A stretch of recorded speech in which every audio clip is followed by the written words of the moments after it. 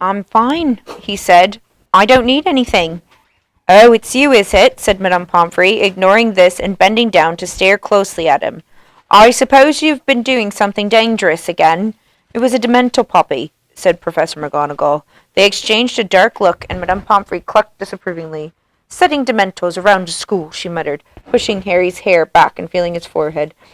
He won't be the first one who collapses. Yes, he's all clammy. Terrible things they are, and the effect they have on people who are already delicate. I'm not delicate, said Harry crossly. Of course you're not, said Madame Pomfrey absent-mindedly, now taking his pulse. What does he need? Said Professor McGonagall crisply. Bed rest? Should he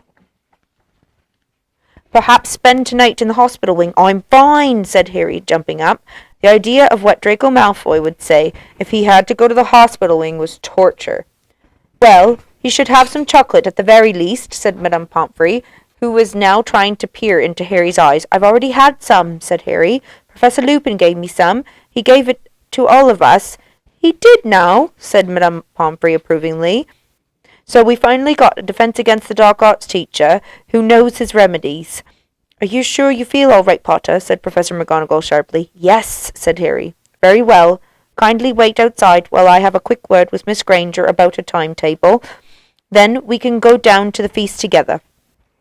Harry went back into the corridor like Madame Pomfrey, who left for the hospital wing, muttering to herself. He only had to wait a few minutes. Then Hermione emerged looking very happy about something, followed by Professor McGonagall, and the three of them made their way back down the marble staircase to the great hall. It was a sea of pointed black hats. Each of the long house tables was lined with students, their faces glimmering by the light of thousands of candles, which were floating over the tables in mid-air. Professor Flitwick, who was a tiny little wizard with a shock of white hair, was carrying an ancient hat and a three-legged stool across the hall. Oh, said Hermione softly, we've missed the sorting. New students at Hogwarts were sorted into houses by trying on the sorting hat, which shouted out the house they were best suited for, Gryffindor, Ravenclaw, Hufflepuff, or Slytherin. Professor McGonagall strode off towards her empty seat at the staff table, and Harry and Hermione set off in the other direction, as quietly as possible toward the Gryffindor table. People looked around at them as they passed along the back of the wall, and a few of them pointed at Harry. Had the story of him collapsing in front of the Dementor travelled that fast?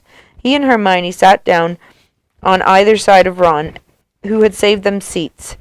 What was all that about? He muttered to Harry. Harry started to explain in a whisper, but at that moment the headmaster stood up to speak, and he broke off. Professor Dumbledore, though very old, always gave an impression of great energy. He had several feet of long silver hair and a beard, half-moon spectacles, and an extremely crooked nose. He was often described as the greatest wizard of the age, but that wasn't why Harry respected him. You couldn't help trusting Albus Dumbledore, and as Harry watched him beaming around at the students, he felt really calm for the first time since the Dementor had entered the train compartment. Welcome, said Dumbledore, the candlelight shimmering on his beard. Welcome to another year at Hogwarts. I have a few things to say to you all, and as one of them is very serious, I think it's best to get it out of the way before you become befuddled by our excellent feast. Dumbledore cleared his throat and continued. As you will be aware, after their search of the Hogwarts Express, our school is presently playing host to some of the Dementors of Azkaban, who are here on Ministry of Magic business. He paused, and Harry remembered what Mr. Weasley had said about Dumbledore not being happy with the Dementors guarding the school. They are stationed at every entrance of the grounds, Dumbledore continued, and while they are with us, I must make it plain that nobody is to leave school without permission. Dementors are not to be fooled by tricks or disguises, or even invisibility cloaks, he added blandly, and Harry and Ron glanced at each other. It is not in the nature of a Dementor to understand pleading or excuses. I therefore warn each and every one of you to give them no reason to harm you. I look to the prefects and our new head boy and head girl to make sure that no student runs afoul of the Dementors. Percy, who was sitting a few seats along from Harry, puffed out his chest again and stared around impressively. Dumbledore paused again. He looked very seriously around the hall, and nobody moved or made a sound. On a happier note, he continued, I am pleased to welcome 2 new teachers to our ranks this year. Firstly, Professor Lupin, who has kindly consented to fill the post of Defense Against the Dark Arts teacher. There was some scattered, rather unenthusiastic applause. Only those who had been in the compartment on the train with Professor Lupin clapped hard, Harry among them. Professor Lupin looked particularly shabby next to all of the other teachers in their best robes.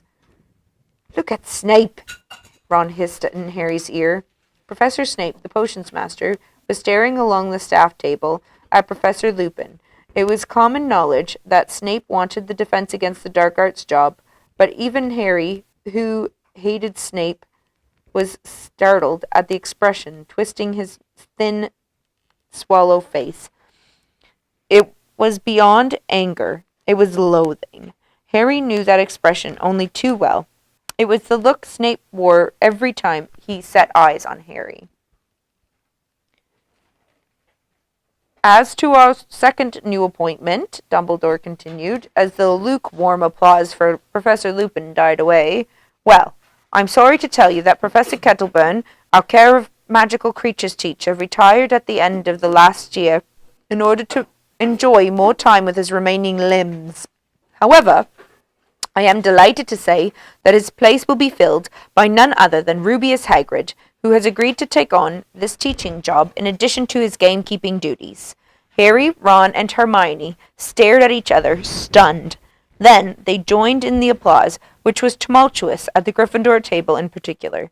Harry leaned forward to see Hagrid, who was ruby red in the face and staring down at his enormous hands, his wide grin hidden in the tangle of his black beard.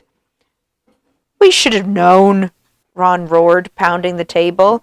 Who else would have set us a biting book? Harry, Ron, and Hermione were the last to stop clapping, and as Professor Dumbledore started speaking again, they saw that Hagrid was wiping his eyes on the tablecloth. Well, I think that's everything of importance, said Dumbledore. Let the feast begin. The gold plates and goblets before them filled suddenly with food and drink. Harry, suddenly ravenous, helped himself to everything he could reach and began to eat. It was a delicious feast. The hall echoed with talk, laughter, and clatter of knives and forks. Harry, Ron, and Hermione, however, were eager for it to finish so they could talk to Hagrid. They knew how much being made a teacher would mean to him. Hagrid wasn't a fully qualified wizard.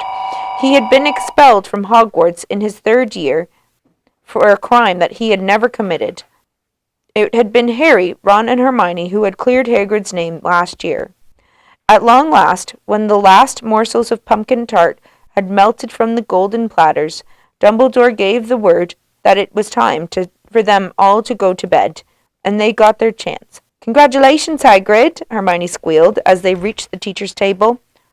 All down to you 3, said Hagrid, wiping his shining face on his napkin as he looked up at them. Can't believe it. Great man, Dumbledore. Came straight down to me hut after Professor Kettlehorn said that he'd had enough. It's what I've always wanted. Overcome with emotion, he buried his face in his napkin, and Professor McGonagall shooed them away. Harry, Ron, and Hermione joined the Gryffindors, streaming up the marble staircase, and very tired now, along more corridors, up more and more stairs, to the hidden entrance to Gryffindor Tower. A large portrait of a fat lady in a pink dress asked them, Password? Coming through, Percy called from behind the crowd. The new password's Fortuna Major. Oh, no, said Neville Longbottom sadly. He always had trouble remembering the password. Through the portrait hole and across the common room, the girls and boys divided towards their separate staircases. Harry climbed the spiral stairs with no thought in his head except how glad he was to be back. They reached the familiar circular dormitory with its 5 four-poster beds, and Harry, looking around, felt he was home at last. Chapter 6. Talons and Tea Leaves. When Harry, Ron, and Hermione entered the great hall for breakfast next day, the first thing they saw was Draco Malfoy, who seemed to be entertaining a large group of Slytherins with a very funny story. As they passed, Malfoy did a ridiculous impression of a swooning fit, and there was a roar of laughter. Ignore him, said Hermione.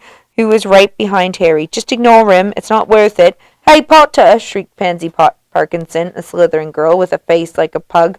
Potter! The Dementors are coming, Potter! Ooh! Harry dropped into a seat at the Gryffindor table next to George Weasley. New third year's timetable, said George, passing them over. What's up with you, Harry? Malfoy, said Ron, sitting down at George's other side and glaring over at the Slytherin table. George looked up in time to see Malfoy pretending to faint with terror again.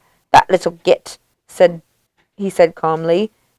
He wasn't so confident last night when the Dementors were down our end of the train. Came running into our compartment, didn't he, Fred? Nearly wet himself, said Fred, with a contemptuous glance at Malfoy. I wasn't too happy myself, said George. They're terrible things, those Dementors. Sort of freeze your insides, don't they, said Fred. You didn't pass out, though, did you?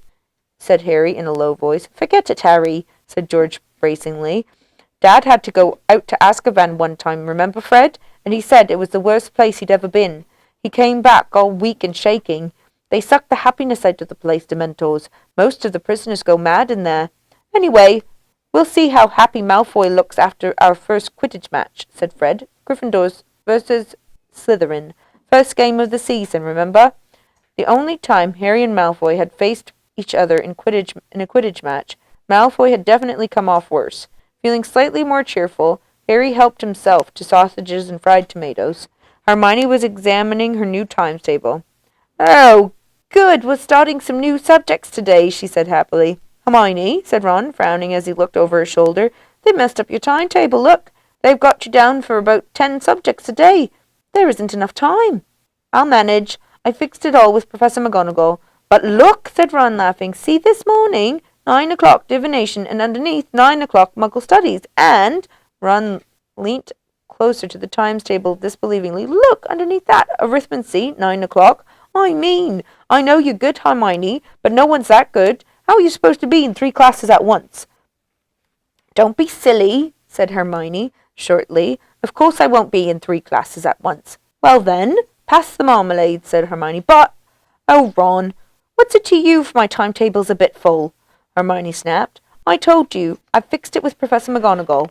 Just then, Hagrid entered the Great Hall. He was wearing his long moleskin overcoat and was absent-mindedly swinging a dead polecat from one enormous hand. All right, he said eagerly, pausing on the way to the staff table.